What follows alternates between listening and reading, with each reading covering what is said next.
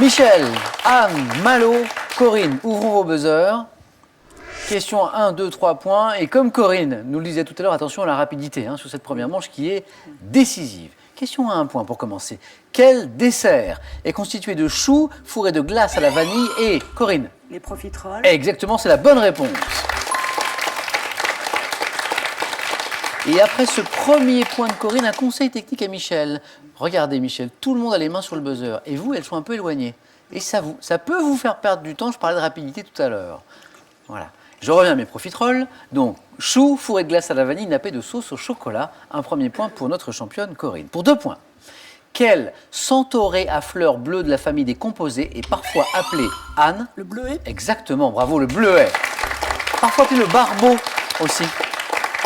Bleuet ou bluet était également une bonne réponse. Ces 2 points vont à Anne. Première question à 3 points. En avril 1955, dans quelle ville d'Indonésie s'est déroulée la conférence Afro, Corinne? Hanoï. La conférence Afro, Malo, Calcutta. afro-asiatique condamnant le colonialisme et se ralliant au principe du neutralisme. Conférence de Bandung. Ah oui, je dis. Non, 1955. Au théâtre, comment appelle-t-on l'acteur remplaçant l'interprète d'un rôle en cas de besoin? Oui, Corinne. Le doubleur. Non, Anne. La doublure. La doublure. La doublure. En 1984, sur la pochette de l'album Born in the USA, quel chanteur pose? Oui, Corinne. Bruce Springsteen. Exactement, Bruce Springsteen. Le boss. Quel chanteur pose de dos devant un drapeau américain?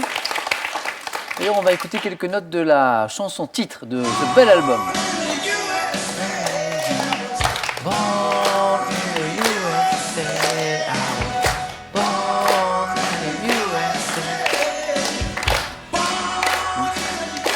Et comment on le surnomme, Bruce?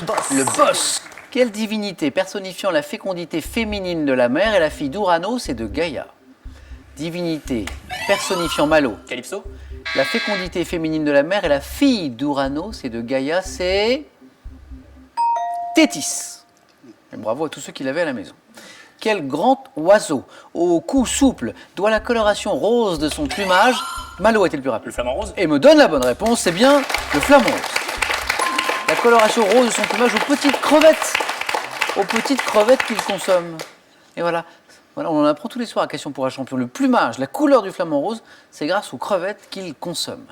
Au cinéma, dans une saga débutée en 1997 qui parodie les films d'espionnage, quel agent secret interprète Corinne? Austin Powers. Oh, c'est beau! Austin Powers, oui! Quel agent secret interprété par Mike Myers s'oppose au docteur d'enfer? Austin Powers. Corinne, notre championne en tête avec 5 points. En 1870, à quel peintre montpelliérain lié à l'impressionnisme doit-on une toile représentant ses amis dans son atelier de la rue de la Condamine à Paris? Quel est ce peintre? Non. Frédéric Bazille était ce peintre à qui on doit cette toile représentant ses amis dans son atelier de la rue la Condamine à Paris.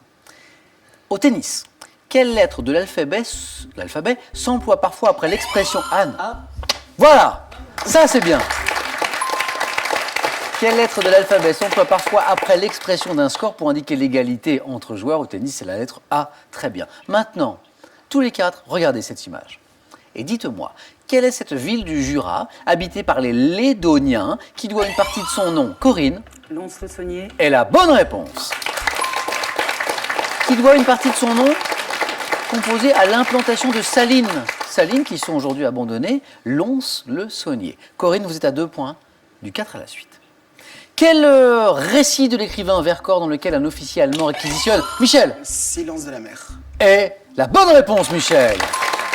Et on jouait pour 3 points, Michel. C'est parti. C'est parti, ça y est, c'est parti. Vous avez tous débloqué votre compteur.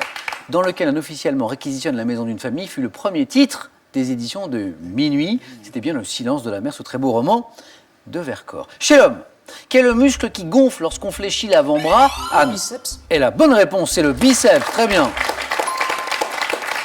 Porte un nom d'origine latine signifiant à 2 têtes, le biceps. Quel nom donne-t-on maintenant aux habitations des paysans russes construites à l'aide, Malo, Dacha.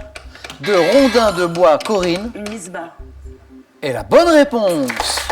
Corinne, vous êtes qualifiée pour le 4 à la suite. construites à l'aide de rondins de bois de sapin, les isbars. Corinne, cette étape que vous redoutez le plus, 9 points gagnants, est passée. Je vous retrouve dans un instant en 4 à la suite. Chaque bonne réponse, désormais, Anne, Michel et Malo va vous rapporter 2 points. Attention. En 1856, grâce à ses travaux sur les petits pois, quel botaniste et Anne... Mendel. Oh oui, Mendel, très bien. Bon, Anne, c'est bon, vous n'hésitez plus. Ça me va bien comme ça. Vous voyez comment vous grimpez au score?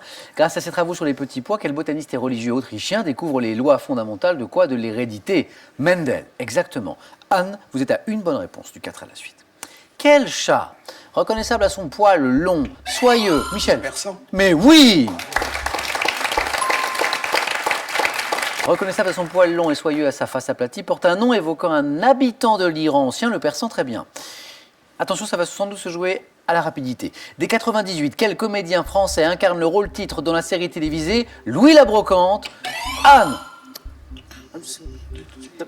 sur France 3. Lanoux. Victor Lanoux. Mais oui, Michel! Je suis désolé. Michel, qu'est-ce qu'on dit? Là, on dit Grazie, shukran, merci. Shukran, thank you, etc.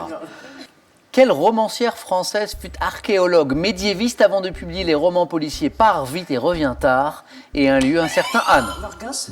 Fred Vargas, c'est la bonne réponse. Anne, vous êtes qualifiée pour le 4 à la suite.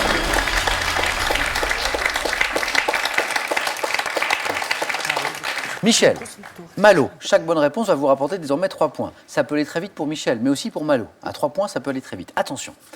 Quelle plante aquatique voisine du lotus est souvent cultivée dans les pièces? Michel. Nénuphar. Et la bonne réponse, Michel. Vous êtes qualifié, oui, pour le 4 à la suite. Souvent cultivée dans les pièces d'eau, pour ses larges feuilles flottantes, ses grosses fleurs à pétales blancs, nénuphar. Vous ne semblez pas en revenir, Michel? Non. D'être qualifié. Et pourtant, si. Anne, pincez Michel pour qu'il se rende compte que... Malo, zut, je vous aurais bien gardé, moi, un petit peu plus longtemps. Ah, moi aussi, je serais bien resté. Bon, vous avez passé un bon moment Très quand bien, même. parfait. Trop court. Vous reviendrez? J'espère. Bon, vous accueillir avec plaisir. Bon retour à Saint-Cyr-l'École. Merci. Merci d'avoir joué avec nous, Malo. Et pour vous, c'est cadeau. Merci, Malo. C'était drôle le pincement là. C'est mignon. Ah, ok. Envie de douceur et d'authenticité? Avec des fleurs, des fruits et autres huiles essentielles, préparez vous-même vos produits de beauté sains et sans danger et boostez votre forme grâce à des jus santé maison. À vous de jouer. Et attention, on ne se moque pas de vous. Vous jouez ce soir soit pour 20 000 €, soit une voiture. Ça, c'est beau. Avec cette question. Comment appelle-t-on les griffes à l'aide desquelles la chouette attrape ses proies? 1.